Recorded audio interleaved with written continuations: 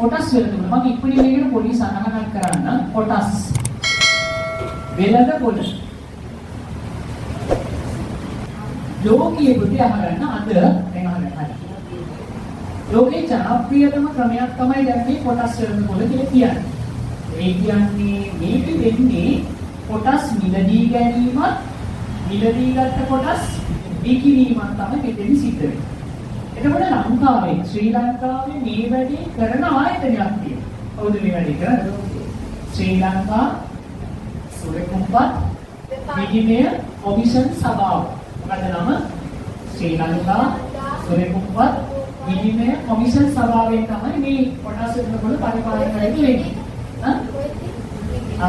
කොළඹ ව්‍යාපාරික වස්තු එක දුරක් කතා බාටලා කියනෝනේ කොටස් වල කඩා වැටිලා කියන සමහර කාලෙට නේ. ඕනෙන් කොටස් වල පොලිස්තාවයි කියලා කියන කොවිඩ් කාලේ මට කැදී කොවිඩ් කාලේ කොටස් වල කඩා වැටීම් කරලා වුණා. මොකද ඒ එකපාරට අහලා නේ. ශාලේ අමුදේකට මුණුදු. ඒක කොටස් වල කඩා වැටෙනවා. මේකෙදි වෙන්නේ කුටි ගැටුම් කරුවෝ ඉන්නු. ගැටුම් කරුවෝ කියන්නේ ගන්න මිනිස්සු ඉන්නේ. මේ ආයතනයේ මගින් කොටස් විකුණන්න දානවා. දැන් මම අපිට පුළුවන් ගිහිල්ලා කොටස් සල්ලි වලට ගන්න. ඊට පස්සේ කොටස් අරගෙන අවුරුද්දකට පස්සේ අපිට ඕන ලාභයක් උපයනවා. ඒ කියන්නේ අපි සල්ලි යොදවලා ගන්නේ. ඒතර අපි කොටස් ගන්න යොදවන මුදලට කියනවා ආයෝජනය කරන මුදලෙන්. එහෙනම් කියන්නේ දැන් ඔබෙන්ට පුළුවන් කොටස් සල්ලි වලට ගන්න. කොටස් වලට කොට. ඒතර ඔබේ රුපියල් ලක්ෂයක් කියමු. එයා රුපියල් ලක්ෂයක් යොදවලා කොටස් සල්ලි වලට ගන්න. දැන් හිතමු අපි මෙහෙම කතාවක්. ඔන්න හිතන්න රුපියල් ලක්ෂයක් 100යි බිඳුතු. යොදවලා මෙයා ගන්නව පුතේ රුපියල් 1000 කොටස් කීයද 100ක්. මේ දෙන කොටස් ගන්න. කොටස් ගන්න. මේ තියෙන එක කොටසක් ආගිය. එක කොටසක මිල. හරි. රුපියල් 1000ව 100ක් කීයද? ලක්ෂය. දැන් ඔන්න ඔබේ ගිහිල්ලා කොටස් වල පොලේ රුපියල් 1000 ගානේ කොටස් කීයක් ගන්නවද? 100ක්. එතකොට මේ ඔමෙත් ඒ කොටස් වල පොලේ 100ක අයිතිවාසිකමක් තියෙනවා. ඒ කියන්නේ අර කොටස් 100ක අයිතියක් තියෙනවා. දැන් ඇත්තටම කොටස් 100ක් විකුණන දාන්නේ නැත්නම් කොටස් වල පොල දාන්නේ නෑ ගොඩක් දාන්න 10000 අපි 20000 කියලා කියමු. දැන් උදාහරණයක් අපි හිතමු කොටස් 2000ක් ගන්න කියලා මේ වැඩේට. මේ කොටස් වල පොලේ ආයතනයේ වගේ කොටස් 2000ක් ගන්න ගැඩුම් කමකට ගන්න. 2000ක් ගන්න මේක සල්ලි නැති හින්දා මොකද කරන්නේ? ඒකේ කීයක් ගන්නවද? 100ක් ගන්න. තව 900ක් හිතුනේ. ඒ 900ම තවත් මිනිස්සු ගොඩ දෙනෙක් ගනී. ඒසතුරු ගිහින් 50ක් ගන්න පුළුවන්. සල්ලි තියෙන විදිහට ගන්න. නේද? ඊට පස්සේ ගිහින් 10ක් ගන්න. ඒක මං කියන්නේ. අන්න එහෙම කොට මිනිස්සු එකතු වෙලා කොටස් 10 ගන්න. එතකොට දැන් අවුරුද්දකට පස්සේ මේ කොටස් වලට ලාභයක් හම්බ වෙනවානේ. එතකොට ලාභය මොකද කරන්නේ? අරගත්ත ගැනුම් කරුවන්ට දෙන්න. වැඩේ දෙන්න. ඊට පස්සේ අපි හිතමු ඔබට හිතෙනවා එයාගේ කොටස් 100 දැන් මට දාලා තිබ්බ ඇති මම මේක විකුණලා දාන්න ඕනේ කියලා. එතකොට මොකද කරන්නේ? මේ කොටස් ටික ඔව් වැඩි මිලකට පවතින අවස්ථාවේදී තමයි විකුණන්නේ. ඇයි නැත්නම් පාඩුවේ එයා ගත්තේ කොටසක් කීයද? 1000යි. අපි හිතමු තව අවුරුද්දක් විතර යනකොට මේක දැන් මේ කොටසෙන් තිබෙන 1100ක් විතර වෙනවා. දැන් ඔබේ මොකද කරන්නේ? එදින විකුණලා. ඒතර යාට කොටස් විකිණීමෙන් ලාභයක් හම්බ වෙනවා. වැඩේ තේරෙනවද? ඇයි මේක අවුරුද්දකට කලින් යා ගත්තේ කොටසක් රුපියල් 1000ක්. ඒතර අවුරුද්දකට පස්සේ යාට ලාභාංශයෙන් අයිති වෙනවා. අර කොටස් විකුණුමේකනො ලාභයක් එනවා. එහෙනම් කියන එක පද්ද කොහෙද මේක කරන්නේ? කොටස් වල පරිපාලන කටයුතු කරන්නේ කවුද? ශ්‍රී ලංකා සුරකුම්පත් විනිමය කොමිෂන් සභාව. අපි මුල් ටික පොඩ්ඩක් කියවගෙන යමු. අද ව්‍යාපාර ලෝකයේ ජනප්‍රියතම ක්‍රමයක් ලෙස කොටස් මිලදී ගැනීම හා විකිණීම හැඳින්විය හැකිය. එසේ කොටස් මිලදී ගැනීම හා විකිණීම සඳහා පහසුකම් සපයා ඇති ස්ථානය. අන්න කෙනෙක්ට තමන්ගේ කොටස් සල්ලි වලට ගන්න අවදිරිට ඒ ගත්ත කොටස් විකුණන්න තියෙන ස්ථානය තමයි කොටස් වෙළඳපොළ කියලා කියන්නේ අතර. කොළඹ ව්‍යාපාර වස්තු හෝමාරු හයිලයිට් කරනකොට කොළඹ ව්‍යාපාර වස්තු හෝමාරුව ලෙස කොටස් වෙළඳපොළ පාලනය වන්නේ උන හයිලයිට් කරන ශ්‍රී ලංකා සුරකුම්පත් විනිමය කොමිෂන් සභාව මගින්. ඒ ආයතනය මගින් තමයි මේක පරිපාලන කටයුතු කරන්නේ. මේ මගින් කොටස් වෙළඳපොළේ වැඩ කටයුතු සඳහා මඟ පෙන්වීම හරි වැදගත් උනේ. ඒ ආයතනය මගින් මේක කොහොමද කරන්නේ කියලා ආයතනයේ ව්‍යාපාර මඟ පෙන්වීමක් කරනවා. ඒ වගේම ඔයාව මෙහෙයවන. ඒ වගේම නියාමනය කරන. ඕනකට වඩා ඒක අයුතු වැඩ නොකරන නියාමනය කරන ඒවා මෙහෙයවීම සහ මඟ පෙන්වන කටයුතු කරන්නේ මේ ආයතනය මගින්. කොටස් ගනුදෙනු සඳහා කොටස් වෙළඳපොළට ඇතුළත් වන සමාගම්. ඒක වෙළඳපොළේ ලියාපදිංචි විය යුතුයි යන්නේ. දැන් ඔයාට ගිහින් නිකන් ගන්න බෑ. ඔයාට ඉස්සෙල්ලම ගිහිල්ලා ශ්‍රී ලංකා විනිමය සුරකුම්පත් කොමිෂන් සභාවේ ලියාපදිංචි වෙන්න. ලියාපදිංචි වෙලා තමයි මේක ගන්න. 2015 වර්ෂයේ අප්‍රේල් 21 වන විට මෙම ලයිස්තු වලට සමාගම් ගන්න 297ක් තියෙනවා. දැන් ටෙක්ස්ට් බුක් එකේ තියෙන එක මම උඩලා ගත්තේ. දැන් 2015 ඇයි ඔය පොත මුද්‍රණය කළ දෙකේ ගානේ. දැන් ඉතින් මොව වෙනස් වෙලා. හරිද? මම අවුරුදු 10ක් වරන සිලබස් එකක් අපි මේ කරගෙන යන්නේ නැත්තේ. 2015 ඉඳන් එන එක මහ ජනතාවට අන්තර්ජාලය ඔස්සේ ගනුදෙනු කිරීමේ පහසුකම් සපයා ඇත. ඒ කියන්නේ ඔන්ලයින් තමයි මේ වැඩේ යන්නේ. නේද? ඔන්ලයින් තමයි අපිට මේ කටයුතු කරන්න යන්නේ. හරි. අපි බලමු මේක කොහොමද වැඩේ වෙන්නේ කියලා. ඉතින් අපිට මුලින්ම දැනගන්න ඕනේ මේකේ කොටස් කියන්නේ මොනවද කියලා. දැන් කවුරු හරි කෙනෙක් පුතේ මේක ගොඩක් වෙලාවට තනි පුද්ගල කෙනෙක් නෙමෙයි මේ වැඩේට අත ගහන්නේ. සමාගම, ව්‍යාපාර සමාගමක් තමයි මේකට අත ගහන්නේ. ඒතර මේ ව්‍යාපාර සමාගම තමන් යොදවන මුදල තමයි ආයෝජනය කරන මුදල කියන්නේ. ඒක දාලා ගන්නේ කොටස්. සමාගමේ ආරම්භක ප්‍රාග්ධානය ඒකකයක් ලෙස සැලකා එම සමාගම කොටස් වලට හෙවත් පංගු වලට බෙදා. ඒ ආරම්භක ප්‍රාග්ධානය කොටස් වලට බෙදලා එක පංගුවක් කොටසක් ලෙස හැඳින්වෙන්නේ. තේරුම් ගන්නකොට මෙහෙම කියන්නේ දැන් හිතනකොට මොකක් හරි ව්‍යාපාරයක් තියෙනවා. ඒ ව්‍යාපාරයේ පුතේ සම්පූර්ණ ප්‍රාග්ධානයේ රුපියල් ලක්ෂයයි. ඒ ලක්ෂය බෙදනවා 10 කොටස් වලට. 10 කොටස් කීයක් හැදෙනවද? 100ක් හැදෙනවා. මම කියන තේරුම් ගන්න සම්පූර්ණ ව්‍යාපාරයේ ගොඩනගන්න අවශ්‍ය ප්‍රාග්ධනය කොච්චරද? ලක්ෂයයි. ඒ ලක්ෂය බෙදන කොටස් 1000කට. බෙදලා එයාලා කියනවා මෙන්න මේ ආයතනය අපි මෙහෙම පටන් ගන්නවා අලුත් ව්‍යාපාරයක්. මේකේ මේ කොටස් ටික මම සේව් කරනවා විකුණනවා ගන්න මිනිස්සු. එතන මිනිස්සුන්ට කොටස් සල්ලි ටික ගන්න. කොටස් සල්ලි ගෙවලා ගන්න. එනේ දැන් මේ ලක්ෂ්‍යම දාලා එකපාර කරන්නේ නැතුව මිනිස්සු කීප දෙනෙක් එකතු කරගෙන මේ ලක්ෂ්‍ය හොයාගන්න වගේ වැඩක් තමයි කරන්නේ. මම පොඩි අයිඩියා එකක් කියන්න දෙන්න. දැන් මොන වාට ඕනි පළතුරු කඩයක් දාන්න. මේ පළතුරු කඩේ දාන්න උදේ 50000ක් යනවා. දැන් මගේ ගාව උදේ 50000 නෑ එකපාර. මම මොකද කරන්නේ? යාළුවෝ පස්සේ එකතු කරගන්න. මචං මගේ ගාව 50000 නෑ. විශේෂ අපි පාත් දෙනා එකතුලා 50000ක් එකතු කරලා මේ කඩේ දානවා. කියලා මොකද කරන්නේ? ඔබෙන් තමයි ගන්න. ඒ සුදුරා ගන්න. අර පහක් හොයාගන්න ලයි කියලා පහක් හොයාගන්න බැරි වුණා. මේ විතරක් අරගෙන. අර ගහලා මම කියනවා හරි ඔයා 20000ක් දාන්න. ඒ සුදුරේ මම 10000ක් දාන්න. 30000ක්. ඔබ දෙන්න 10000 දැන් 50000 හැදෙනවනේ. 20යි 10යි තුන. කාලේ ව්‍යාපාරේ පටන් ගන්න. වැඩේ තියෙනවා ඇයි එහෙමුනේ? මගේ ගාව 50000ක් දාන්න සල්ලි වැඩි. අන්න හරි.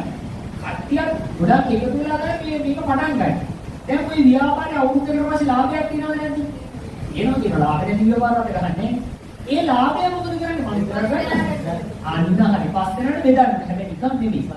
සල්ලි ගත්ත පිළිවෙලට බෙදන්න කියන එක ඇත්තටම අනුපාත ක්‍රමයක. දැන් මෙයා 20000ක් දෙන්නේ. ඒතකොට එයාට වැඩි ලාභයක් හම්බෙන්නේ. බලන්න. අනිත් අයට පොඩි තුරුලික සමානව බෙදෙනවා. මම කියන එක තේරෙනවද පොඩි? මොකම වැඩක් තමයි කොටස් වලින් තුල ඇතුලේ වෙන්නේ. අපිට ව්‍යාපදිච්ච වෙන ඒකේ ව්‍යාපාරේ කොටස් සල්ලි වලට ගන්න පුළුවන්. ඒතර අවුරුද්දකට මොලේ මාස ගානකට පස්සේ ලැබෙන ලාභය අපිට හම්බෙන්නේ. ඊට පස්සේ වාඩේ පාවුනා කියන හිතුවත් ඊට පස්සේ මොකද කරන්නේ? මේ කොටස් ටික විකුණලා තව කෙනෙක්ට දෙන්න පුළුවන්. ඇයි? ඒව ගන්න මිනිස්සු ඉන්නවා. වැඩේ තේරුණාද? ඒතර මේ කොටස් ඒව විකුණනකොට සමහරවල් ලාභයක් හම්බෙනවා. ඇයි? දැන් මේ අවුරුද්දේ දින කොටස් ගන්න නෙමෙයි අපේ අවුරුද්දේ වටිනාකම. දැන් අද දවසේ කොටසක් 1000ක් නේ අපි ගත්තේ. තව අවුරුද්දකට පස්සේ අනිවාර්යයෙන් මොකද වෙන්නේ? වැඩි වෙනවා. ලෝකේ තියෙන පොදේ සම්පත් අනිවාර්යයෙන් ඉවර වෙනවා. ඒතර සම්පත් සඳහා තරගයක් වැඩි වෙනවා. දැන් ගොඩක් දේවල් ගන්න තේරුම් ගන්න වෙලා තියෙන්නේ. ඉල්ලුම වැඩි. ඒ වගේම සැපයුම අඩුයි. ලෝකේ තියෙන මොරදල් ටික ටික ඉවර වෙගෙන යනවා. දාන්නෙම නැතුව මොකද වෙන්නේ? එද විතරනේ. අන්තිම දේවල්. ඒකනේ වෙලා තියෙන්නේ. දැන් කොවිඩ් කාලේවත් දකින්න ලැබෙන්නේ නැති. කොවිඩ් කාලේ සමහර බාණ්ඩ ලංකාවට ගෙන්නන්න බැරි වුණා. ඒතර අඩු වෙනවා. උදාහරණයක් රෙදි වර්ගයක් ඉන්දියාවෙන් ගේන මොනවද රෙදි වර්ග. දැන් ඉන්දියාවෙන් ගේන අඩු වුණානේ. මෙහි එකකට මොකද වෙන්නේ? ඉල්ලුමත් වැඩි වෙනවා. සැපයුමත් අඩු වෙන්නේ පුතේ. දැන් දීගන්න විදිය දැන් කොයි නිසා රට වහන ලෝකේ වහන. දන්නේ නැද්ද මොකද බාන්නේ? ඒ වගේ සාමාන්‍ය ගොඩාක් වෙලාවට වෙන්නේ ඉන්න වැඩි වෙනවා. ඉල්ලුමත් එක්ක. හරි. මට වඩා ඔයාලට කොමර්ස් කරන ළමයි ඉන්නවා. කොමර්ස් කියන සබ්ජෙක්ට් එකේ මීට වඩා හොඳට ඔයාලට මේවා ඉගෙන ගන්න පුළුවන් වෙයි. හරි. ඔයාලගේ සීමාව ඇතුලේ ගණිතයේ කොටස නදාලා ටික මම කිව්වේ. හරි. අපි ගානක් හදලා බලමු. ඊට මේකේ කියනවා සමාගමේ ආරම්භක ප්‍රාර්ථනය මේ ගාන ඒකකයක් ලෙස සලකා සමාන කොටස් වලට බෙදා 1000 කොටස් 100 බෙදා ඒවා පංගු වලට බෙදා එක් පංගුවක එක කොටසක් ඒක රුපියල් 1000ක් ඒකකයක් ලෙස සලකනවා එක කොටසක් ඒකකයක් ලෙස සලකනවා එහෙම සලකලා විකුණන්න දාලා කැමරට ගන්න ඒකද ඒක දීලා කියන කඩලියාපදිච්ච වෙලා ආයෙත් නෑ ඔන්න අපි මේ වගේ ගානක් බලමු. ඔන්න ඒකමැදි සමාගමේ ඔන්න සමාගමක් තියෙනවා ඒ කියලා. ප්‍රාර්ථනීය ලෙස රුපියල් කියන පුතේ මේ ගාන 1.6 දෙන්නේ. ලක්ෂ 10ක් තියෙන්නේ 1 මිලියන්. එක කොටසක් 100 ගානේ ඔන්න කොටස් වලට බෙදෙනවා. 100 බැගින් වල කොටස් 10000කට අතරම 10000ක් එනවා. එනවනේ බලන්න. දැන් ඔන්න ආරම්භක ප්‍රාර්ථනීය පුතේ අපි මේ යාගමු. ප්‍රාර්ථනය රුපියල් ලක්ෂ 10යි. කැවිතු 6. මේක එතකොට බෙදනවා රුපියල් 100යි. ඇයි? ඒකකයක අගේ කීයද? එක කොටසක අගේ 100ක් කියලා කිව්වා. එතකොට කීයක් එනවද බලන්න බින්දු දෙක කැපුණම කොටස් එනවා කීයද? 10000. 10 බින්දු. එහෙනම් ඔන්න මේ ගාන බෙදුවම කොටස් 10000කට බෙදලා විකුණන්න දාන්න ඕනේ. මහජනතාව වෙත නිකුත් කරයි. ඔන්න කමල් කියන කෙනා පොතේ මෙම සමාගමේ කොටස් 2000ක් විලට ගන්න ඕනේ. දැන් ඔක්කොම කොටස් කීයක් තිබ්බද? 10000යි මේ සමාගමේ නිකුත්. ඒ 10000ෙන් කමල් කියන කෙනා පොතේ කොටස් 2000ක් සල්ලි වලට ගන්න. මේකෙන් සම්පූර්ණ ගන්න 10000ක් තිබුණා. ඒකෙන් 2000යි ගන්න. 2000ක් කවුද ගන්නේ? කමල් කියන කෙනා ගන්න. කමල් ගන්නේ. right. අපි පළවෙනි ප්‍රශ්නේ බලමු. කොටස් මිලදී ගැනීම නිසා කමලට ඒ නැමැති සමාගමේ හිමිකාරීත්වය භාගයක් ලෙස දක්වා ඒ ප්‍රතිශතයක් ලෙස දක්වනවා. ඒක මාන දේශය. දැන් මේ බලන්නකෝ සම්පූර්ණ කොටස් ගන්න කීයද? 10000යි. ඒ 10000ක කොටස් වලින් කමලට කීයක් තියනවද? 2000ක් තියෙනවා. ඒතර වාගේ මහන්නේ භාගයක් ලෙස හිමිකාරීත්වය 10000කින් පුතේ කමලට තියෙනවා කොච්චරද? 2000ක්. මෙන්න කමල්ගේ හිමිකාරීත්වය. කමල්ගේ හිමිකාරී ඔන්න ලියන මුළු කොටස් ගානේ කොච්චරද කියන එක හිමිකාරීත්වය. නිකන් හිතන්නකො. ඔයා ගිහිල්ලා මේ සමාගමේ කොටස් 500ක් ගන්න. කොහොමද හිමිකාරීත්වය කියන්නේ භාගයක් ලෙස? 10000ෙන් 500. මේක උඩ සරල කරමු පුතේ. කැපෙනවනේ කවමු අපි. බින්දු තුන කැපුවා කීයද? 10න් 2යි. තව සරල කරන්න පුළුවන් නේ පුතේ. ඔව් දෙකෙන් කැපුවොත් කීයද?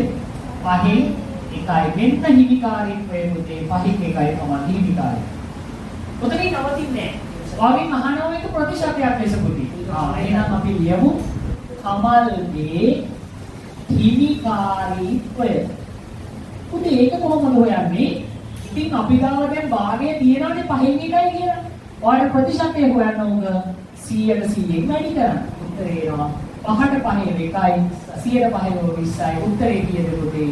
120ක හිමිකාරීත්වය අමල්. ඒක පොඩි වැඩක් කියන්නේ. හරි ඊළඟ ප්‍රශ්නේ බලමු. දෙවැනි එකේ කියනවා කමල් ඒ සමාගමේ ආයෝජනය කළ කොටස හොයන්න. පුතේ එතකොට එක කොටසක අගය කීයද? 100යි. කමල් එකෙන් කීයක් ගත්තද? 2000යි. එහෙනම් කමල් ආයෝජනය කළ මුදල. ආයෝජනය කළ මුදල. කොහොමද ගන්නේ? එක කොටසක් 100යි. කොටස් ගත්තා 2000ක්. උදාහරණයක් ගන්න. කීයක් එනවද රුපියල්? ඔව් දෙක ලියලා මොකද බිඳු කීයද? 3යි 2යි 5. බිඳු 5ක් වෙනවද? කී බිඳු 5යි කියන්නේ? ලක්ෂ 2යි. ලක්ෂ 2ක් එයා සලකලා තියෙනවා. කොටස් සඳහා ලාභය. ලයිස්තු ගන සමාගම සිය ආරම්භක කොටස් නිකුතුවේ ලාභයක් කොටස් කරුවන් සඳහා ලාභයක් ලෙස ගෙවනු ලබයි. මේක කාර්ය වශයෙන් ගෙවන අවස්ථාවක් තියෙනකොටි. නැත්නම් කෙලිම අවුරුද්දකට ගෙවන අවස්ථාවක් තියෙනවා. හරි. අපි බලමු මේ වගේ ගානක්. කමල් මිලදීගත් රුපියල් 100 මේ කලින් ගාන ඉස්සරහට යන්නේ. කමල් මිලදීගත් රුපියල් 100 කොටස් 2000 කොටස් 2000 ඒ නැමැති සමාගමේ එක කොටසකට පුතේ රුපියල් 5ක මට වැදගත් රුපියල් 5ක වාර්ෂික ලාභාංශයක් ගෙවනවා ගන්න වැදගත්. ඒ කියන්නේ මේ සමාගමේ එක කොටසකට කීයක් ලාභය ගෙවනවද? රුපියල් 5යි. පළවෙනි ප්‍රශ්නේ පුතාගෙන් අහනවා කමල් කොටස් ආයෝජනයෙන් ලබන වාර්ෂික ආදායම සොයන්න. එක කොටසකට ලාභාංශය කොච්චරද? 5යි. එතකොට කොටස් කීයක් මේ අරන්ද? 100ක් නේ වරද? 2000ක් අරන් තියෙන්නේ. එහෙනම් පුතේ කමල් කොටස් ආයෝජනයෙන් ලබන වාර්ෂික ආදායම දැන් මේකේ රුපියල් 5 ගෙවන්නේ වාර්ෂිකව. හොඳයි. හරි. එහෙනම් අපි මේක ලියාගමු වාර්ෂිකව. හරි. දැන් අපි ලියමු කමල්ට. කමල්ගේ වාර්ෂික ආදායම ලාභාංශ ආදායම වාර්ෂික ආදායම අපි ගමු. ඔව්. කොහොමද ඒක ගන්නෙ පුතේ? එකකට රුපියල් 5ක් ගෙවනවා. ඒ වගේ 2000ක් කමල්ට අයිති. 2000 5ක් කීයක් එනවද? රුපියල් 10000ක් යාට අවුරුද්දකට හම්බ වෙනවා. මේක දෙනුනේ. දෙවෙනි ප්‍රශ්නේ. කමල්ට ලැබෙන වාර්ෂික ආදායම යෙදූ මුදලේ ප්‍රතිශතයක් ලෙස දක්වන්න. දෙවෙනි කොටස. ඔයාලා දෙන්නේ ඔයාලා එක. පුතේ මෙයා කීයක් යෙදෙවුවද කියන්නකො? අපිට කලින් ගානේ ආවා. ලක්ෂ 2යි නේද? එයා ආයෝජනය කරේ ලක්ෂ 2යි. එතකොට ලක්ෂ 2 සඳහා බලාගන්න 200.3 කීයක් ලාභය හොයා ගෙවුවද? 10000ක් තමයි යාට අවුරුද්දකට පස්සේ හම්බුනේ. එහෙනම් ප්‍රතිශතය බලන්න මොකද කරන්නේ? 100% වැඩි කරනවා. මේ එන්නේ කමල්ගේ ලාභාංශ ප්‍රතිශතය. හරිනේ? යාගෙන කොට පුතේ යෙදූ මුදලේ වාර්ෂික ආදායම ප්‍රතිශතයක්. අපි ලාභාංශ කියනද ආදායම් ප්‍රතිශතය. ආදායම් ප්‍රතිශතය. ලෙස දක්වන්න. අලන්න කැපෙන විදිහ පුතේ බලන්න. ඔව් බිඳු මෙතන 4ක් තියෙනවානේ. ඒ 4ම කපලා දාන්න. ඔව් මේක එක බිඳුවක් කපලා දාන්න පුළුවන්. 10 බෙදීම 2 තියෙනවා. 10 බෙදීම 2 තියෙනවා. උත්තරේ 100ට 5යි. මෙන්න පුතේ එයාට හම්බෙච්ච ආදායම ප්‍රතිශතයක් විදිහට ගත්තොත් 105ක ආදායම ප්‍රතිශතයක් හම්බෙලා තියෙනවා. ඒ සීනි ලොකු දෙයක් නෑ. ප්‍රතිශත පාරක කර හදන්නයි තියෙන්නේ. ලොකු දෙයක්. යෙදූ මුදලේ ප්‍රතිශතයක් ලෙස. පුතේ කොටස් වෙනත පොළ ගන්න දෙන්න. මෙන්න බලන්න මේකේ පොඩක් අහගන්න. යම් සමාගමක කොටස් හඳුන්වා දීමේදී එතකොට කොටස් ආයතනයක් පටන් ගන්න මේ වගේ කොටස් හඳුන්වා දෙනවා. ආයෝජකයන්ට කොටස් මිලදී ගැනීමට අවස්ථාව කොටස් වෙනත පොලේ ලබා දෙනවා. දැන් අලුත් ව්‍යාපාරයක් කොට පටන් ගන්නවා. ඒක කොටස් වෙනත පොලේ විකුණන්න දාලා තියෙනවා. හඳුන්වන්නේ මේ. ඒ වැඩි හඳුන්වලා දාලා තියෙනවා. ඔයකට කියනවා පොතේ ප්‍රාථමික වෙළඳපොළ කියලා. මොකද ඒක ප්‍රාථමික වෙළඳපොළ කියන්නේ යම්කිසි සමාගම කොටස් හඳුන්වා දීලා ආයෝජකයන්ට ඒ කොටස් මිලදී ගන්න අවස්ථාව සලසලා දෙනවා. ඒකට මොකද කියන්නේ? ප්‍රාථමික වෙළඳපොළ කියනවා. මේ ප්‍රාථමික වෙළඳපොළ ආයෝජකයන්ට ගන්න පුළුවන් වෙන්නේ කොටස්. කොටස් තමයි සල්ලි වලට ගන්න පුළුවන්. ඊට පස්සේ පුතේ මේ කොටසකට ඇති ඉල්ලුම අනුව අලුත් මිලක් ඇති වෙන්න පුළුවන්. දැන් උදාහරණයක් හිතන්නකො මෙහෙම. දැන් අද දවසේ කොටසක් අපි දානවා සෙල් කරන්න රුපියල් 1000ක්. බාර වැඩි කියන්නේ බලාගෙන ඉඳි කොටස් ටික විකිනවා මේ. ඒ ලොකු ඉල්ලුමක් තියෙනවා. ඔබ බලාගෙන ඉඳන් මොකද කරන්නේ? 1000ක් දෙච්ච කොටස මොකද කරන්නේ? 1200 වැඩි කරනවා. මම කියක තේරුණාද? එහෙනම් ඉල්ලුම මත මේ කොටස් වල අගේ වැඩි වෙන්න පුළුවන් කියලා කියනවා. එම මිල එම අවස්ථාවේ වෙළඳපොළ මිල වෙසෙන්නේ. ඒතර ආරම්භක අවස්ථාවේදී ව්‍යාපාරයේ හඳුන්වා දෙන මිලක් තියෙනවානේ. ඒකට තමයි ප්‍රාථමික වෙළඳපොළ කියලා කිව්වේ. හැබැයි දැන් ටික දවසක් යනකොට මේ කොටස් මිනිස්සු ගන්න පටන් ගන්නවානේ. ඒ ගන්න පටන් ගන්න ශීඝ්‍රතාවයත් එක්ක මේ නිල්ලුම වැඩි. එතකොට මොකද වෙන්නේ බලාගෙන ඉන්නේ? මිල වැඩි වෙනවා. එතකොට ඒකට කියනවා වෙළඳපොළ මිල කියලා. මේව අවස්ථාවේ කොටස් වෙළඳපොළේ දීපීක වෙළඳපොළ මිල ඒ පාරම දුන්නා. ප්‍රාථමික වෙළඳපොළේ පස්සේ එක පස්සේ ඉල්ලුමත් එක්ක වැඩි වෙච්ච මිලත් එක්ක හැදෙන අලුත් එකට මොකද අපි කියන්නේ? දීපීක වෙළඳපොළ කියලා. හරි. දැන් අපි බලමු ඊළඟට ප්‍රාර්ථනාලාභය කියන්නේ මොකක්ද කියලා. දැන් හිතන්න මෙන්න මෙහෙම එක්තරා පුද්ගලයෙක් අපි හිතමු යසදු. ඔන්න යසදු රුපියල් 1000 ගානේ මම තේරුම් ගන්න කියන්නේ කොටස් 10ක් සල්ලි වලට ගත්තා. එයා කීයක් ආයෝජනය කළාද කියන්නේ? රුපියල් 10000ක් දීලා තමයි මේ වැඩේ කරගෙන ඉන්නේ. 10000ක් කියලා කොටස් 10ක් ගත්තා. මේ කොටස් 10. යසදු අවුරුද්දකට පස්සේ ලාභාංශයක් හොයාගෙන ඉවර වෙලා එයා මොකද කරන්නේ? රුපියල් 1000ට ගත්ත කොටස විකුණනවා රුපියල් 1100ට. කීයද එයාගාව තියෙන කොටස්? 10යි නෙවි විකුණනවා. කීයක් හම්බ වෙනවද? කීයක් එනවද පුතේ? 1100ම 10ක්. කීයද? 11000ක්. දැන් මෙයා ගත්තේ කොටස් කීයද? 10000කට ගත්තේ. ඒ 1000 ගන්නේ. දැන් කොටස් වලට ඉල්ලුමත් එක්ක මෙයා මේක තියාගෙන ඉන්න එයා විකුණලා දානවා. ලොකු වැඩි නේද මේ දවස්වල? වැඩි කියලා හිතලා එයා විකුණනවා. ඒතර එයාට කීයක් හම්බ වෙනවද? 11000. ගෙදෙව්වේ 10000යි. අවුරුද්දකට පස්සේ එයා විකුණලා 11000ක් හොයාගන්න. මොකද කියන්නේ? ගාණ වැඩි වෙලාද අඩු වෙලාද? වැඩි වෙලා. කීයක් වැඩි වෙලාද? 1000ක් වැඩි වෙලා. අන්න ඔකට කියනවා වැඩි වෙච්ච ගාණ ප්‍රාර්ථනාලාභය කියලා. මොනවද කියන්නේ? එතකොට තමන් ගත්ත කොටස් ටික වැඩි මිලකට විකුණලා ලැබෙන වැඩිපුර මුදල මොකක්ද කියන්නේ? ප්‍රාර්ථනාලාභය. ඉතින් ඇත්තටම අපිට ප්‍රාර්ථනාලාභයක් තියෙන එක තමයි මුදල. ඒ කියන්නේ ඇත්තටම මෙන්න මේක පුතේ. මේකට කියනවා ගැණුම් මිල කියන්නේ. මොකද්ද මේකට කියන්නේ? ගැණුම් මිල ගත්ත මිල. මේකට කියනවා විකුණු මිල. දැන් පුතාලා මට කියන්න ඇත්තටම ප්‍රාර්ථනාලාභයක් කාට හරි හම්බෙන්නේ ප්‍රාර්ථනාලාභයක් කාට හරි හම්බෙන්නේ මොකක් වෙන්න ඕනද? විකුණු මිල මොකක් වෙන්න ඕනද? වැඩි වෙන්න ඕන. මොකට වඩාද? ගැණුම් මිලට වඩා. ඇත්තද නැද්ද? ගත්ත මිලට වඩා වැඩිපුර විකුණන්න ඕන. නැත්නම් ප්‍රාර්ථනාලාභයක් හම්බෙන්නේ නැහැ. නැත්නම් වෙන්නේ අලාභය. ඒ සාමාන්‍ය මිනිස්සු හැම කෙනෙක්ම try කරන්නේ මොකද? ගත්ත මිලට වඩා වැඩිපුර විකුණන්න. ඉතින් ඔන්න ඕක තමයි මුදේ කොටස් වෙළඳපොලේ ඇතුලේ තියෙන කතාව. හරි. ඒතර අපිට යම් කිසි වෙලාවක ප්‍රාර්ථනාලාභය වඩ ගන්න ඕන නම් මොකද කරන්න ඕනේ? ප්‍රාර්ථනාලාභය හොයන්නේ පුතේ හැම වෙලාවෙම ප්‍රාර්ථනාලාභය හොයන්නේ අපි එතකොට යම් කිසි කොටස් ප්‍රමාණයක් විකුණලා ලැබෙන විකුණු මිලෙන් ගැණුම් මිල අඩු කරන්න ඕනේ. විකුණු මිලෙන් ගැණුම් මිල අඩු කරාම අපේ ප්‍රාර්ථනාලාභය. දැන් මේ වෙලාවේ මේ සුදුර ලැබෙන ප්‍රාර්ථනාලාභය විකුණලා ලැබෙනවා 11000ක් ගත්තේ 10000ට රුපියල් 1000ක ප්‍රාර්ථනාලාභයක්. ඔළුවට ගියාද පුතේ? right. එහෙනම් මොකක් ඔළුවේ ගියාම අපි යමු ඊළඟ ගන්න. ඔබ තමයි කොටස් වල වෙළඳපොළ කතාවේ තියෙන අදහස. බලන්න දීපු ගන්න. කොටස් වෙළඳපොළ සමග සම්බන්ධ වන ආයෝජකයෙකු වන සුනිල් මහතා. හරි ලස්සන ගානක්. සමාගමේ කොටස් 4000ක්. මේක මොන එළියට ගමුනේ? සුනිල් කියන මහත්තයා කියා ගන්නවද? කොටස් 4000ක් සල්ලි වලට ගන්න. ඒක පොඩ්ඩක් ලියාගමු. සුනිල් මොකද කරන්නේ? කොටස් 4000ක් ගන්න. කොටස් 4000ක් ගන්න. හරිද?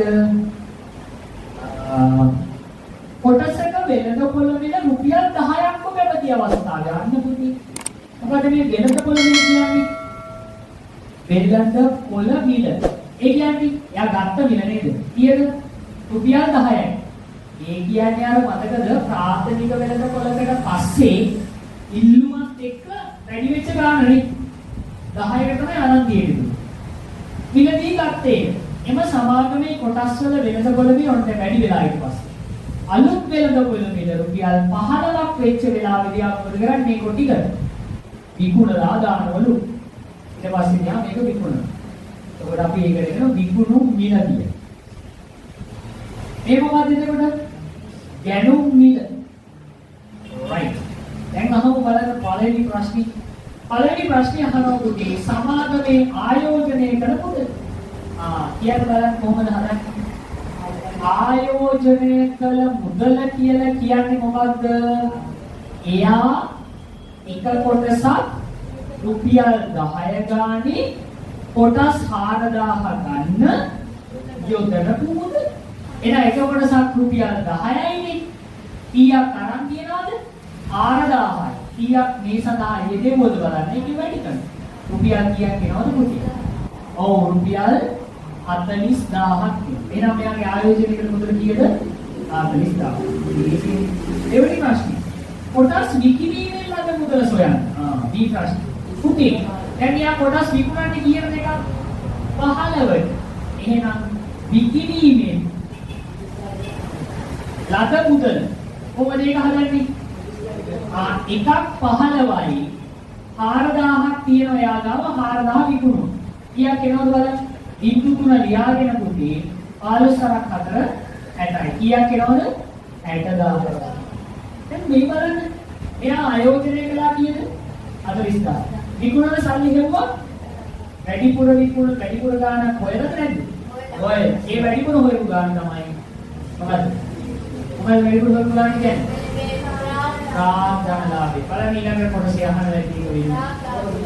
right. තුන්වෙනි ප්‍රශ්නේ අහනවා රාජ්‍යලාභේ. රාජ්‍යලාභේ. කොහොමද හදන්නේ පුතේ? එන්න විකුණුම් මිල 60000යි, ගැනුම් මිල 40000යි. අඩු කරන්න විකුණු මිල ගැනුම් මිල කීයක් එනවද? රුපියල් 20000. රාජ්‍යලාභ. අන්තිම ප්‍රශ්නේ. වාගෙන් අහනවා මේ ලැබුණු රාජ්‍යලාභය යෙදූ මුදලේ ප්‍රතිශතයක්. දැන් මෙයා මේ 20000 හෙව්වේ පුතේ කීයකටද? ඔව් මෙයා යෙදුවේ 40000යි. එහෙනම් ප්‍රතිශතය 40000ක් යොදවලා 20000ක් හම්බ කරා නම් ආවේ ආදායම විදියට 100ට කොච්චරද? උදාට බැලු බැලමට වෙන උත්තරේ. මේ බලන්න 20000 හේව 1යි 40000ට 20000 හරියටම 2යි. 100 දෙකෙන් බෙදුවම තියනවා. ලාභයන්නේ 150ක ලාභයක් මෙයා හොයලා තියෙනවා. ඔය වෙලෙදි බැංකුවේ ලැබෙන ඔච්චර හම්බ කරලා හම්බෙන්නේ නැහැ 40000ට 20000ක් උකේ මරුයි. හරි එහෙනම් මොකද පොතේ ඕකට අපි කියනවා ආයෝජනීය ප්‍රතිශතය කියලා. ආයෝජනීය ප්‍රතිශතයක්. හරි හදාගත්තා. දැන් ඔළුවට ගියාද? උන් උච්චරේ තියෙන්නේ පොතේ කොටස් වල දරුදේ වල. ආරු දේවල් නේ. හරි මේ ගානේ කොට තියෙන්නේ කිසියම් පුද්ගලයෙක් රුපියල් 10000ක් යොදවනවා. එතකොට අවුරුද්දකට ලාභාංශයක් දීලා තියෙනවා මේ ගානේ. ඒ සිපාල් මේසි ගන්න. ඔව් රුපියල් 10000ක් තමයි යොදලා තියෙන්නේ. මේ ඇත්තටම මේ 10000ක් නමක් කියන්නේ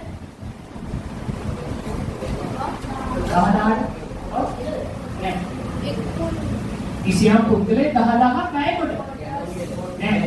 ගැනුම් මිල කියන්න පුළුවන්. නැත්නම් අන්න එහෙමද ආයෝජනය කළ මුදල. ආයෝජනය කළ මුදල. right. එතකොට මෙයා රුපියල් 10000ක් ණය කොට අවුරුද්දකට පුතේ රුපියල් 4ක ලාභාංශයකුත් කියවනවලු මේක. 200ක් සල්ලි වලට ගන්න. වාගෙන් පළවෙනි ප්‍රශ්නේ අහන්නේ කොටසක වෙළඳපොළ මිල. වෙළඳපොළ මිල කියන්නේ ඒ අවස්ථාවේ කොටසක වටිනාකම. වෙළඳපොළ මිල. වෙළඳපොළ මිල. කොටසක වෙළඳපොළ මිල. ඊයේ යෙදෙව්ව රුපියල් 10000ක් මේ වෙනුවෙන් කොටස් යට 200ක් ගන්න පුළුවන් වුණා. බලන්න මේක කොටස ගාගේ බලන්න මේ 200 කට. විදුල එක යනවා 50යි. කොටස් 50ක් කොටසක වෙළඳපොළ රුපියල් 50යි. ප්‍රශ්න පුදුමයි.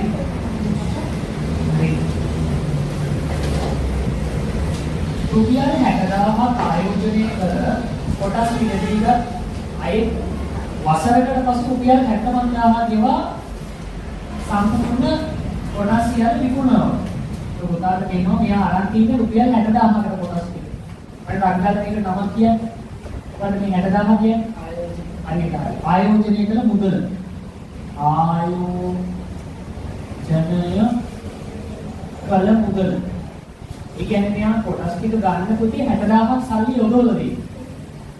අවුරුද්දකට පස්සේ මෙයාට හම්බ වෙනවලු රුපියල් 75000. වසරකට පස්සේ රුපියල් 75000ක් හම්බ වෙනවා. උදාහරණ පේන නැති මුදලක් වැඩි වෙලා තියෙනවා. 60000ක් නිකන්ති 75000කට විකුණන වෙයි. ඊයක් වැඩි කරගෙන 15000යි. ඇත්තටම මේ වැඩි වෙච්ච රුපියල් 15000 කියන්නේ මොකක්ද?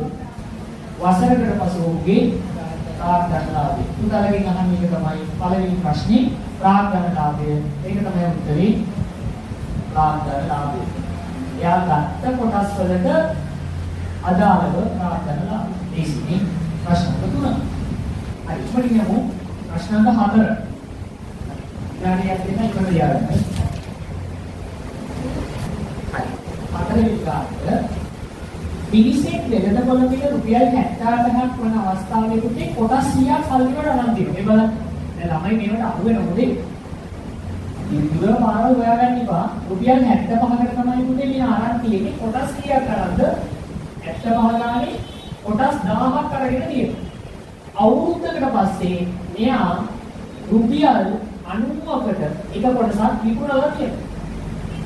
විකුණයි උදාගෙන් අහනවා ප්‍රාග්ධනලාභය. අක්කල කියන්නේ ප්‍රාග්ධනලාභය. කොහොමද ගන්නේ? ආයෝජනය කරලා මුදල හොයාගන්නවා. ඒ කියන්නේ කොහොමද ඒක බලන්නේ? එකක් ගත්තේ 75කට 1000කට බලන්න 1000න් වැඩි කරලා ආයෝජනය කරලා මුදල හොයාගන්නවා.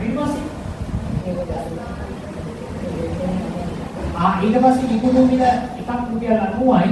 ඒක 1000න් වැඩි කරාම විකුණු මිල සම්පූර්ණයි. ඒ ආ එන මුදලේ අර මුදල අඩු කරනවා. ඔබට මාළේ පාර ඇයි ඉච්ඡා දුරමාරවල යන්නේ? උදේ මේ 75කට ගත්ත කොටස 90ට විකුණන්නේ. මට කියන්නකෝ එක කොටසක් සඳහා යාගේ කොච්චර ප්‍රාග්ධනලාභයක් වෙනවද? උදේ එකම කොටස නෙමෙයි 75ට 90ට විකුණන්නේ. එතන එක කොටසක ප්‍රාග්ධනලාභ හොයාගන්න බැහැ. රුපියල් 90යි විකුණන්නේ එක කොටසක්. එයා ඒ කොටස වරන් තියෙන රුපියල් 75ට. ඉතින් පුතේ රුපියල් 15ක් නේද? එක කොටසක ප්‍රාග්ධනලාභ. ඉතින් මේක අපිට 1000න් වැඩි කරන්න උතර එනවනේ. ඇයි අපි අර පාර යන්නේ? ඉතින් ඒ පාරේදීත් ඒකම තමයි එන්නේ. දැන් ඔයාලා කියන දේ 75000න් වැඩි කරාම රුපියල් 75000ක්. ඊට පස්සේ 90000න් වැඩි කරාම රුපියල් 90000ක්. ඉතින් බලන්නකො 90000න් 75000 අඩු කරාම කීයද? රුපියල් 15000යි. ඉතින් මේ මුදල වෙනවනේ. එක කොටසක් සඳහා ප්‍රාග්ධනලාභයේ 15. ඒතර මේ ඉන්නේ කොටසක ප්‍රාග්ධනලාභය. එහෙනම් අපිට ගමු මුළු. ඔව් මෙතන මුළු මොන්නේ ඊගම ප්‍රාග්ධනලාභය. ප්‍රාග්ධනලාභයෙන් කෙලින්ම අපිට හොයන්න පුළුවන්. මේ එන කොටසක ගන්න වැඩි කරන්න දාන්න. ඊයක් එනවා. රුපියල් 15000යි. හොඳයි. අර පාර උනාගන්න එපා. තාලේ තරකේ හරි කිසිම අවුලක් නැහැ. ඒකේ වැරද්දක් නැහැ. නමුත් අපිට දේශි පාරක් කියනවා මේක හදන්න. වැඩේ තේරුණාද? හරි.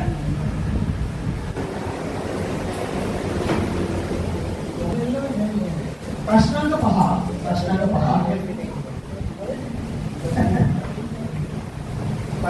5. සමාගමක රුපියල් 50000ක් ආයෝජනය කිරීමෙන් කොටස් 200ක් පිළට ගන්නයි.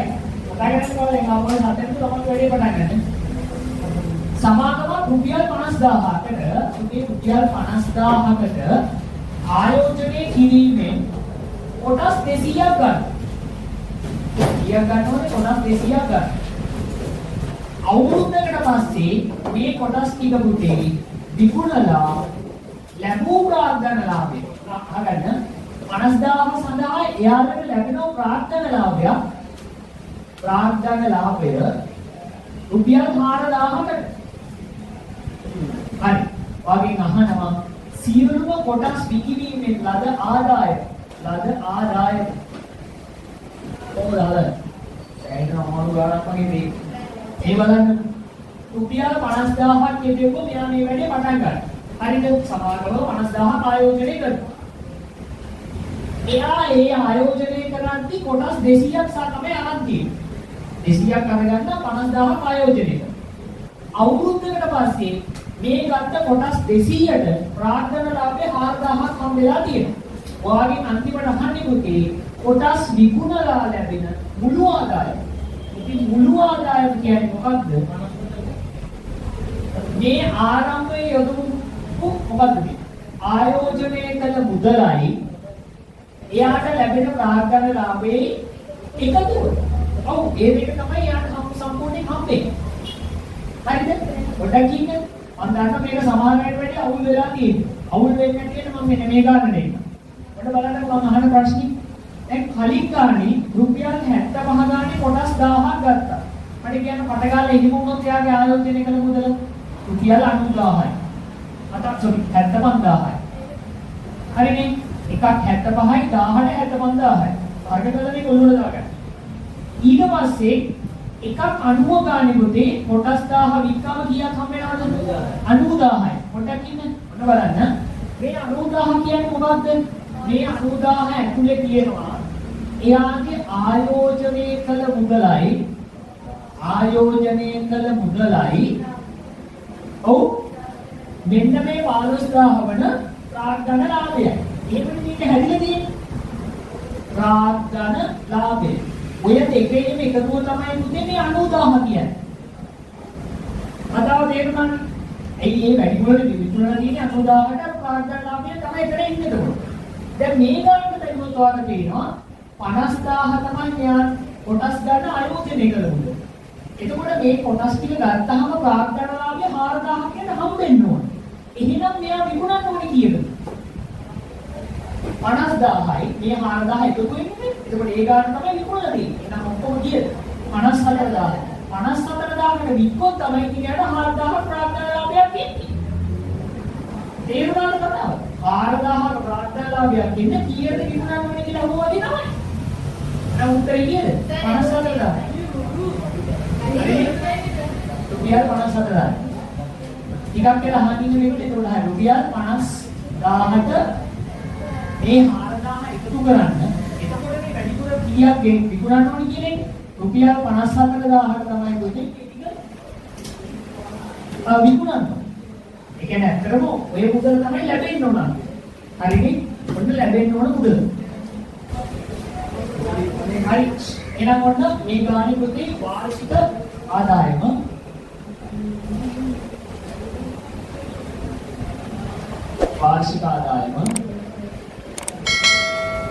පිළිනෝ 54000. හරි. මේකේ තව කොටසක් අහලා තියෙනවා මේ රෝගිලකම් 1 ප්‍රශ්නාංග 5 රෝගිලකම් 2 ඔහු කොටසක් විකුණුම් මිල කීයද? ඉතින් පුතේ මෙයාගේ අපේක්ෂිත ලාභය 4000යි ආයෝජනය කරන මුදල 50000යි. එයාට එතකොට සම්පූර්ණ මේ වගේ වාර්ෂික ආදායමක් ලැබෙනවා 54000යි. කොටස් තරම් තියෙන 200යි. පුතාට මේ කොටස් ගන්න දුන්නේ ඔන්න ඔය කොටසට. දෙවෙනි කොටසේ ගන්න හදන්න මේක තියෙනවා. ඒක පළවෙනි කොටසට කොටස් ගන්න ඕනේ නැහැ. හරි. එහෙනම් අපි බලමු කොටසක් විකුණු මිල. කොටසක විකුණු මිල. ඔයාලට මතකද මේකට මම තව නමක් කිව්වොත් මොකද්ද? ඒ වෙලාවේ තියෙන කොටසක වෙළඳපොළ මිල. මම විස්තරේ කිව්ව මතක ඇතිද? දැන් මේ වැඩේ කවුද කරන්නේ ලංකාවේ? ශ්‍රී ලංකා සුරක්ෂිත විනිමය කොමිෂන් සභාවෙන් තමයි මේ ව්‍යාපාර කොටස් කියන එක පරිපාලනය දෙන්න කරන්නේ. ඒතකොට ඒ වෙලාවේ තියෙන මිල තමයි වෙළඳපොළ මිල කියන්නේ. මම පුතාට මතක ඇති සමහර වෙලාවට අපි දැන් කොටසක් මේක ඇත්තටම අරන් තියෙන රුපියල් 250ක් නේ විගාන හදිත් දැක්කා. නමුත් කටි දවසක් යනකොට ඉල්ලුම අනුව ඒ මිල වෙනස් වෙනවා. ඒක නියම දෙයක් තමයි මේ වෙලා තියෙන්නේ. ඔය ආට ඕන නම් ඉල්ලුම වැඩි වෙච්ච වෙලාවේ මිල වැඩි වෙච්ච වෙලාවේ විකුණන්න පුළුවන්. මේ වෙලා තින්නේ එහෙම එකක්. මිල වැඩි වුණාම එයා විකුණලා ගන්නවා. ඒක නිසා ඒ මිලට කියනවා වෙළඳපොළ මිල කියලා. ඒක වෙළඳපොළ මිල කියන්නේ ඒ වෙලාවේ පවතින මිල. මේ වෙලාවේ තියෙන පවතින මිල. එතකොට ඒකෙදි ඉල්ලුම කියන එක බලපාන. ඉල්ලුම මත තමයි මේකෙදි මේ කොටස් වල මිල වෙනස් වෙන්නේ. හරි. හරි. එහෙනම් තුන්වෙනි මේකේ කොටසක විකුණු මිල බලන්න අපිට නැත්නම් වෙළඳපොළ මිල කිව්වත් හරි. මේකේ 54000 බෙද කොටස් ගන්න 200යි. එකෙන් බෙදන්න බිඳු දෙක කැපෙනවා. ඊයක් එක රුපියල් 270යි. මෙන්න පුතේ කොටසක් විකුණන්න ඕන ගන්න. එකක් විකුණන්න ඕන ගන්න. හරි. අපිට හදාගන්න. හරි. පහනේ 6 වෙනි ගාන පුතේ මේක මම කරනවා.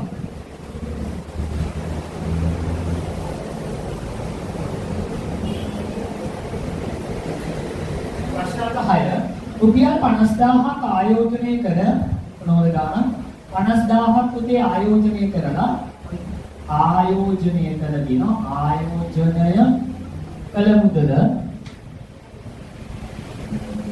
රුපියල් 50000යි. හරිනේ? 50000 තමයි සල්ලි දාලා තියෙන්නේ වැඩි. වෙළඳපොළ මිල මම කියපු වචනේ දැක්කනේ. වෙළඳපොළ මිල කියන්නේ මොකක්ද කියලා? ඒ වෙලාවේ පවතින මිල. හරිනේ? ඒ වෙලාවේ තියෙන පවතින මිල.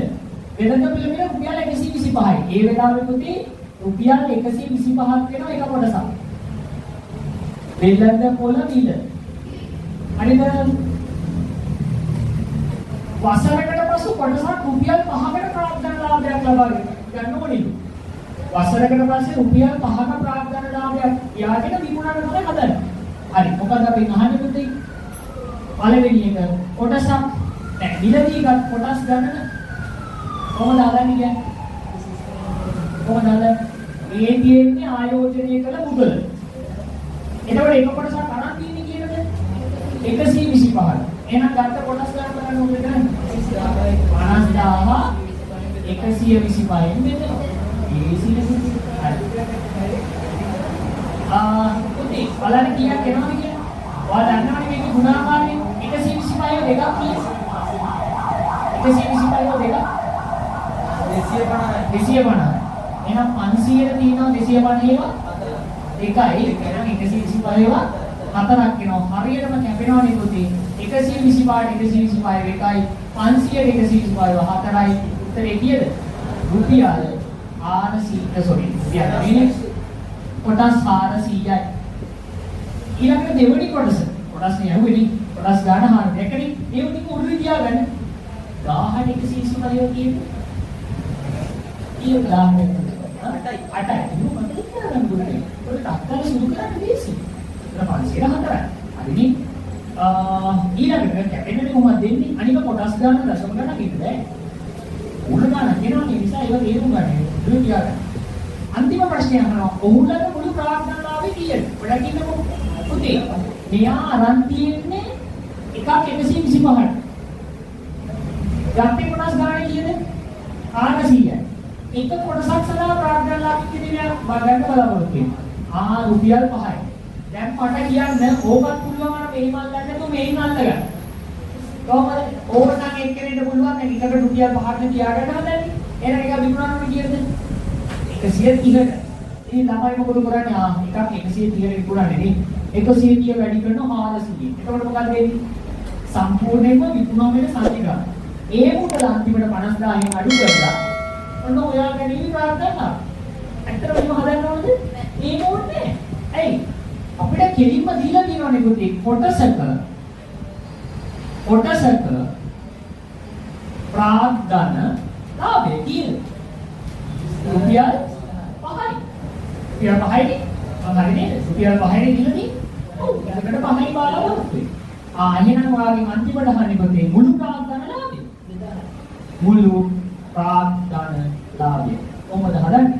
ඉතින් එකක් රුපියල් 5ක් ලාභ තියාගන්න හදන්නේ. උදාහරණ එක වැඩි කරන්න තියෙන කොටස් 400ක් තියෙනවානේ 400. ඊයක් එනවද? රුපියල් 2000. ඔන්නේ නෝමු ප්‍රාග්ධන. මම නිකවට අහන්නද?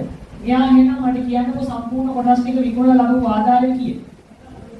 කියන්නේ. එයා සම්පූර්ණ කොටස් විකුණලා ආදායය කීයක් හොයන්නේ?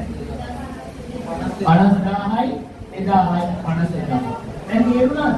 අර අපි හදපු පළවෙනි දාන වගේ එකක් මේ දැන් ආයි කරන්නේ. එහෙනම් මෙයා රුපියල් 2000ක් තමයි ප්‍රාග්ධන ලාභය ලැබෙන්නේ. يعني 50000ට වැඩිපුර 2000ක් එයා උපයෝගී. ප්‍රාග්ධන ලාභය කියන්නේ පුතේ මේ වැඩිපුර උපයෝග මුදල. හරි. දැන් පොඩ වැඩි අප්ඩේට් වෙන්න ඕනි පොඩි කැටගරි වලට දැන් නම් නිරාකරණය වෙන්න ඕනි මේකේ. හරි. මම විනාඩි දෙකක් දෙන්නම්. ඊළඟ ගාන හදන්න බලන්න තනි අවංකව හදන්න. බැරියල් බලන් ඉන්න. right මේ ගානේ කියනවා පුතේ වාර්ෂිකව කොටසක් රුපියල් 5ක් තමයි ලාභාංශය හොයන්න බලාපොරොත්තු වෙන්නේ. ඒ වෙලාවේ වෙළඳපොළ මිල 50යි. මේ ගාන වගේම ගානක්. ඒ වෙලාවේ පුතේ වෙළඳපොළ මිල රුපියල් 50යි. මොකද දෙන්නේ වෙළඳපොළ මිල කියන්නේ? ඒ වෙලාවේ පුතේ කොටසක ඒ මොහොතේ මාකට් එකේ තියෙන වටිනාකම. ඒ වෙලාවේ මිල. ඒ 50 තමයි එතකොට අපිට ගන්න වෙන්නේ. ඒක ඒක වෙනදොමල පිළිගන්න. එතකොට මේ 50ක් වෙච්ච කොටසක් සඳහා වාර්ෂික ලාභාංශය ගන්නවා එක කොටසක ලාභාංශය කීයද? කොටසක ලාභාංශය කීයද මේ? රුපියල් 5යි. මම පොඩි ප්‍රශ්නයක් අහන්න. රුපියල් 5ක් ලාභාංශය තියාගන්නවා නම් මේ පුද්ගලයා ඇත්තටම මේ කොටස විකුණන්නේ නැති කීයද? කීයද? රුපියල් 5ක ලාභාංශය තියාගන්නවා නම් එයා විකුණන්නේ නැති කීයද ඒක? රුපියල් 55ට. ඒ ගත්තේ 50ට. හරි. අපේ අහන්නේ ඒක නෙමෙයි. පළවෙනි කොටසේ අහනවා මිලදීගත් කොටස් ගන්න. කලින් ගන්න වගේමයි. පුතේ කොච්චරද මේ ආයෝජනය කරලා තිබ්බේ? රුපියල් 40000. ඉතින් 40000ක් යෙදුවනම් කොටස් ගන්න බලන්න මොකද කරන්නේ? ආයෝජනය කරලා මුදල බෙදනවා. ඒ වෙලාවේ එක කොටසක වෙළඳපොළ දිනේ බිඳුවට බිඳුවට යනවා. 4000 පහින් බෙදුවොත් කීයද? හරියටම 800යි. කොටස් ගන්න 800යි. දෙවෙනි ප්‍රශ්නේ. ඔහුලගේ ලාභාංශ ආදායම. ලාභාංශ ආදායම. කොහොමද ඒක හදන්නේ පුතේ? කොටසක ලාභාංශ ආදායම 5 නිසා ඔහුලගේ මුල් ලාභාංශ ආදායම මේක තමයි ගන්න වෙන්නේ. පුතාලට මම ගත්තේම හරි. රුපියල් 4000යි. අපි යමු ඊළඟ එකට පුතේ. හරි. අපිට උඩින් කොටසක රුපියල් 6ක් බැගින් ලාභාංශයේ ගෙවන සමාගමක කොටස් හිමි අය වසරකට පසු රුපියල් 12000ක ලාභාංශයක් ලබයි. ඔහු සතු කොටස් ගණන කීයද? කොහොමද ආරයි? දැන් කල්පනාවෙන් ප්‍රශ්නාන්ත 1 ඊළඟ අභ්‍යාස කොටසේ කොටසක් පුති අපි කොට මේක ලියමු. කොටසක් රුපියල් 6 ගානේ ලාභාංශයක් ගන්න. කොටසක ලාභාංශය.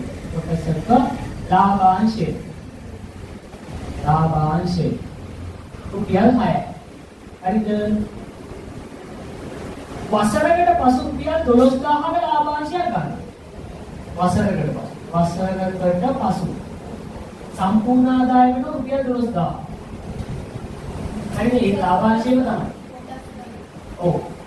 වාගේ අහන්නේ පුතේ කොටස් ගන්න. කොහොමද හදන්නේ? මේ කියන්නේ අවුරුද්දකට පස්සේ මොකක් හරි කොටස් ගන්නකට ලැබිච්ච මුළු ලාභාංශය. එකකට ලැබෙන ලාභාංශය අපි ගාව තියෙනවනේ දැන්. එහෙනම් කොටස් කීයකටද බලන්න මේ 12000 හම්බුනේ? 12000 අයින් බෙදන්නේ මේ එකට දාන්න පුතේ. මේ ඔක්කොම හම්බෙච්ච එක. කොටස් කීයකටද හම්බුනේ බලන්න. එකක ගානේ බෙදන්නේ. එහෙනම් එකකට ලාභාංශය 6යි. රුපියල් 12000 බෙදන්න 6. ඊයක් එනවද බලන්න? රුපියල් 6. ඒක රුපියල් 6න් බෙදුවා කියන්නේ කොටස් ගානක් නෙමෙයි. ඒකත් අපි. කීය දෙන්නේ පුතේ? 2000යි. කොටස් 2000ක් තිබිලා මේ. එක කොටසක රුපියල් 6 ගානේ ලාභාංශයක් හොයන්නේ. ආයි මම කියනවා පටලවා ගන්න ඉන්නේ ඔය 6 කියන්නේ වෙළඳපොළ දින එහෙම නෙමෙයි. එක කොටසක අනි ලාභාංශය. ඒ වගේ අපි යෝගී වෙළඳපොළ දින දාන්නේ නැහැ. ගත්ත විල දන්නේ නැහැ. ඒ වෙලාවේනේ ගැණුම් විලවත් ඒ වෙලාවේ විකුණු විලවත් අපි දන්නේ නැහැ. ඒක අපේ වැඩක් නෑ ඔය ගන්න. උල්ලාභාංශ ඊළඟ. හරි. ප්‍රශ්නාංක 2. බලන්න ඊගාට ඒ වගේ නේද කියලා. සමාගමක කොටස් 500ක් හිමි අය. කොටස් ගන්න දීලා තියෙනවා. කොටස් ගන්න 500. හරිද? වසරක් අවසානයේ රුපියල් 3500ක ලාභාංශයක් ලැබුණේ නම් සමාගම විසින් ඔහුට ගෙවූ ලාභාංශය සොයන්න. කොටස් ගන්න 500කට තමයි මෙයාට ලාභාංශය හම්බෙලා තියෙන්නේ රුපියල් 3500. එහෙනම් අපි බලමු කොටසක ලාභාංශය. කොටසක ලාභාංශය. එකකට ලාභාංශය. ඊට බලන්න 3500 බෙදන්න එක බිඳුව 500. කීයක් එනවා? රුපියල් 7යි. ඉස්පාමයෙන් බෙදුවම. ඒ කියන්නේ එක කොටසක රුපියල් 7ක ලාභාංශයක් ගෙවලා තියෙනවා. හරිනේ? ඊළඟ ගන්න. මිනිසෙක් තමාසතු කොටස් ගන්න රුපියල් 40000කට විකිණීමේ කරලා එතකොට තමා කොච්චර කොටස් ගන්නවද කියලා ගන්න කියන්නේ. ඒවා උඩට ගන්න ඕනි. මොකක් හරි කොටස් ගන්න රුපියල් 40000කට විකුණලා 5000ක ප්‍රාග්ධන ලාභයක් ලබනවා. දැන් මොකද ඉතින් 40000කට විකුණුවම 5000ක ප්‍රාග්ධන ලාභයක් ලබනවා නම් ඒ 5000 කියන්නේ ඔය 40000 ඇතුළේද? නැත්නම් ඔය 40000ට 5000 එකතු කරාම දෙන්න ඕනද? බලන්න මිනිසෙක් තමාසතු කොටස් ගණනක් රුපියල් 40000කට වික්කා. ඒ අන්තිමට සම්පූර්ණ විකුණු ගන්න. ඒ ටික විකුණුවට පස්සේ 5000ක ප්‍රාග්ධන ලාභයක් එනවා. ඇත්තටම 40000 ඇතුලේ තමයි 5000 තියෙන්න ඕනේ. ඒකමයි. හරිනේ. ඒක ඒ 40000කට වික්කම තමයි 5000 ලාභ ලැබෙන්නේ. ඒ කියන්නේ ඇත්තටම යා එහෙනම් ආයෝජනය කරන්නේ නැති කීයද? 35000යි. 35000ක ආයෝජනයක් කරන්නේ. එහෙම වුණොත් ඒ 5000ක ප්‍රාග්ධන ලාභයක් ඇතිද? ඒකත් එක්ක එකතු කරාම තමයි මුළු 40000 එන්නේ. සමාගමේ ඔහු ආයෝජනය කර තිබූ මුදල මොකද? 40000. මේ වගේ ගණන් කිව්වොත් අතින් අර කටලවා ගන්න සරලවතාවක් තියෙනවා. තමාගේ සම්පූර්ණ කොටස් ගන්න රුපියල් 40000කට විකුණලා දෙනවා. ඒකට 40000කට විකුණනකොට එයාගේ බලාපොරොත්තුව තිබිච්ච 5000කට ලාභයක් ඒකට තියෙනවා. ඒකත් තියාගෙන තමයි 40000 විකුණන්නේ. එහෙනම් පුතේ කෙලින්ම අපිට උත්තර එනවා. තුන්වෙනි ප්‍රශ්නෙට කෙලින්ම ආයෝජනය කළා තියෙනවා. ආයෝජනය කළ මුදල බලන්න එක පොඩි ප්‍රශ්නයක් වුණාට ඔයාලට මේ කොටස තේරුණාද කියලා බලන්න තාපු ප්‍රශ්නයක්. 40000 ආයෝජනය කළ මුදලෙන් ලාභාංශයේ බලාපොරොත්තු වෙන ප්‍රාග්ධන ලාභය අඩු කරන්නේ. රුපියල් 35000 තමයි ආයෝජනය කළේ. 35000 ආයෝජනය කළ 5000 ලාභ වෙලා තියෙනවා. හරි. උත්තරේ 35000යි. හරි ඊළඟ ගාන පොතේ හරි ඊළඟ ගාන පහට එක් ප්‍රශ්න මිනිත්තු 12ක් 14ක කාලයක් තුල විසඳන්න. ගණන් ටිකක් දීලා තිනවා. හදන්න තියෙන්නේ. පරිණාම ගණන් දෙක තුනක් අපි හදමු. පළවෙනි ගාන රවින්ද්‍ර තමා සතු කොටස් 500ක් ලාභාංශය ලැබීමෙන් පසු ආයහනම දැක්වන 60000කට වික්කා. පුතේ ලාභාංශය ලැබීමෙන් පසු 60000කට විකුණලා තියෙනවා. හරිද? විකිණීමෙන් රුපියල් 5000ක ප්‍රාග්ධන ලාභයක් ලැබීය. හරි. ඔහු විකුණු කොටසක වෙළඳපොළ මිල කීයද? මම පොඩි වෙලාවක් දෙනවා පොඩ්ඩක් ඔය ගාන හොඳට හිතන්න කොතනින්ද පටන් ව්‍යාපාර කොටස් කියන එක ඇතුලේ මෙයාට ඇත්තටම ආදායම් දෙකක් හම්බෙනවා. ඒවල ඉඳන් මේව කතාවක්. ඔයාලට මම කියන්නේ සරල කතාවක්. ඔයා මොකක් හරි බිස්නස් එකක් වෙනුවෙන් හරිද? මොකක් හරි බිස්නස් එකක් වෙනුවෙන් ආයෝජනය කරන රුපියල් 1000ක්. හරිද? අවුරුද්දකට පස්සේ ඔයාට 1500ක් හම්බෙනවා. ලාභයෙන් එක්ක. දැන් මෙයාට කීයක් මේ වෙනුවේ සල්ලි හම්බුණාද මට? 1000ක් මම යෙදින කියවුත් මේ අවුරුද්දේ දෙසැම්බර් වෙනකොට මට 1500ක් හම්බෙනවා. කීයක් මට ලාභ දෙන්නද? එතනින් 500ක් ලාභ දුන්නදී. දැන් මම මේ වෙනුවෙන් ආයෝජනය කරේ කීයද? 1000යි. නෝක තේරුම් ගන්න හොඳට තේරුම් ගන්න. 1000 ආයෝජනය. 1000ක් ආයෝජනය කළා මට අවුරුද්දකට පස්සේ ප්‍රාග්ධන ලාභය කීයක් හම්බෙලාද? 500. මේක තමයි මම කෙටියෙන් දානවා ප්‍රාග්ධන ලාභය කියන කතාව. එතකොට මේ මොකද්ද? ආයෝජනය කළ මුදල. මේ 1500 කියන්නේ මොකද්ද? 1500 කියන්නේ මොකද්ද? සම්පූර්ණයෙන්ම මේ වෙලාවේ මේක ලද ආදායම මුළු ආදායම දෙන්නේ. වසරකට පසු මුළු ආදායම. වැඩිදෙන්න මේ මුළු ආදායමෙන් ආයෝජනය කළ මුදල අඩු කරාම තමයි ප්‍රාග්ධන ලාභය ආවේ. හරි. දැන් ඔයාලට හිතෙනවා මේ මම මේ ව්‍යාපාරේ හිටියේ ඇති කියලා. ඔයාලා මොකද කරන්නේ? අර 1000ට ගත්ත බිස්නස් එක මේ බිස්නස් එක වෙනවා යදපු 1000ට ගත්ත එක දැන් මේ වෙලාවේ මාකට් වැලියු එක වැඩි.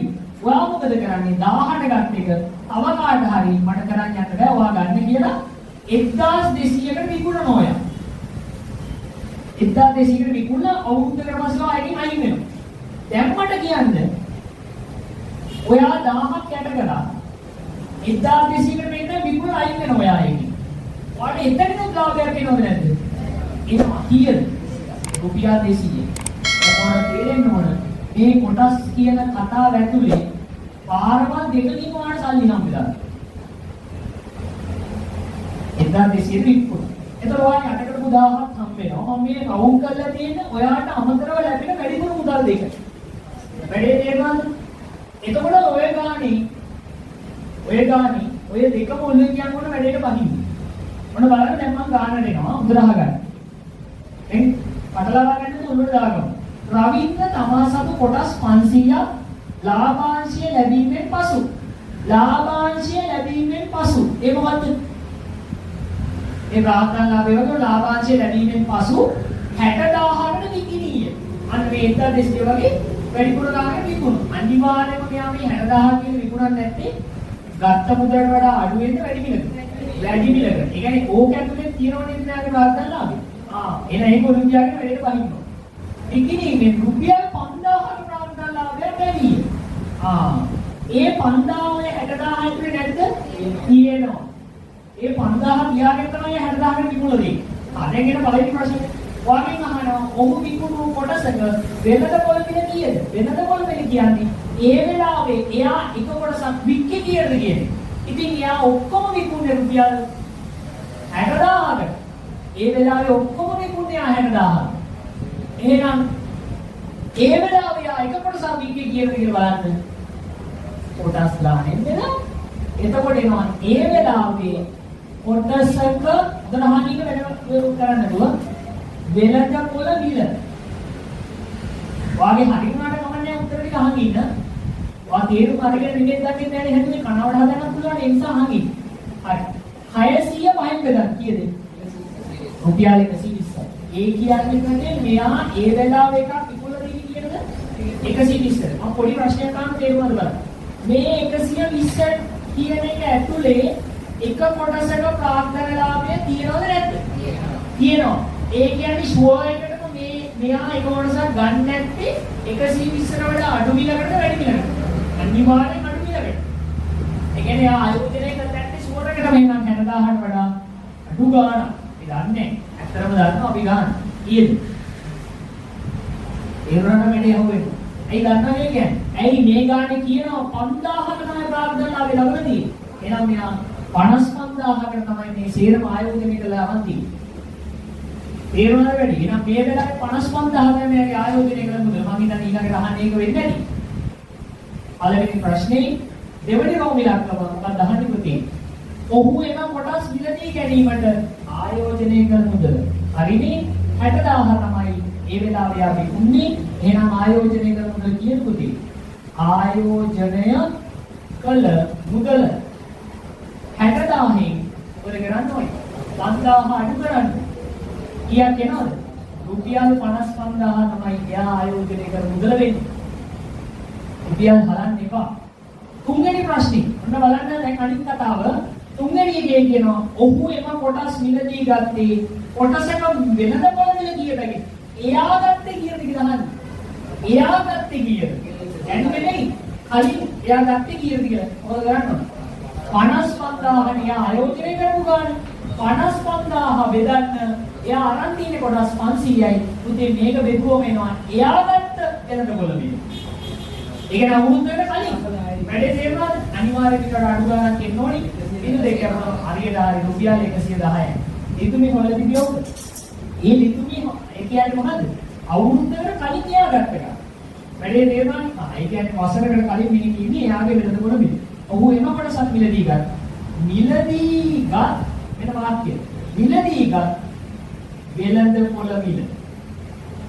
දැන් මේවා එක වගේ තිබුණාට මේ එක වගේ වචන තිබුණා වාගේ ඔළුවේ තියෙනවනේ මේක තියෙන කොටස. මෙතන වෙළඳ පොළ මිල 120යි කියන්නේ මොකද්ද? එයා දැන් විකුණමු ගන්න. මෙතන වෙළඳ පොළ මිල කියන්නේ මොකද්ද? අවුරුද්දකට කලින් එයා ගත්ත වෙළඳ පොළ මිල. වැඩේ තේරුණානේ පටලවා ගන්න එහෙම නැහැ. හතරවෙනි කොටස පුතේ සමාගමක කොටසක රුපියල් 6ක ලාභාංශයක් ගෙවනවා. එකකට 6 ගාණක් ගෙවන්නේ. එකකට 6ක් ගෙවනවා. රවින්ද ලැබූ ලාභාංශ ආදායම. අනිවාර්ය වෙලෙයි පාත්‍රේ. එතකොට මෙයා පුතේ කොටස් 5000ක ආදායමක් වෙනවා. ඊට අමතරව අවුරුද්දකට පස්සේ ආගාව තිබිච්ච කොටස් වල ලාභාංශයක් ආයතනෙන් ගෙවනවා. සමාගම. සමාන්තරේ කම්බේ ගන්න දැන් හොයන්න හදන්නේ. එතකොට එක කොටසක ලාභාංශය 5යි. කොටස් ගන්න කියන පුතේ මුළු ලාභයනේ මුළු ලාභාංශය ආදායම වඩන්නේ පුතේ මොකද කරන්නේ? එක කොටසක් රුපියල් 6යි. ඒක වැඩි කරන කොටස් ගන්න 500යි. බලන්න කීයක් කියනවද කියලා පුතේ? රුපියල් 3000යි නේද? රුපියල් 3000යි. එතකොට මෙයාට මේ 3000ක් හම්බ වෙනවා. අවුරුද්දකට පස්සේ තව 5000ක් හම්බ වෙනවා. ඒ 5000 කොයින් ආපුණාද? මේ වෙලාවේදී මොන වෙලාවට වෙළඳපොළ වල වැඩි වෙච්ච නිසා විකුණන ඉන්න හම්බ වෙනකම්.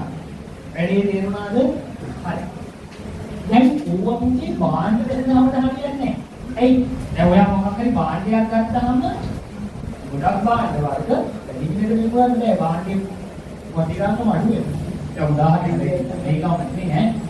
දැන් මේ දවස්වල වාහනේම නම් වැඩි අනිත් පැත්තට තමයි කරන්නේ. දැන් ඉස්සරහට වාහනයක් ගත්තම වැඩි විකුණන්න බෑ. පාඩු විකුණන්න.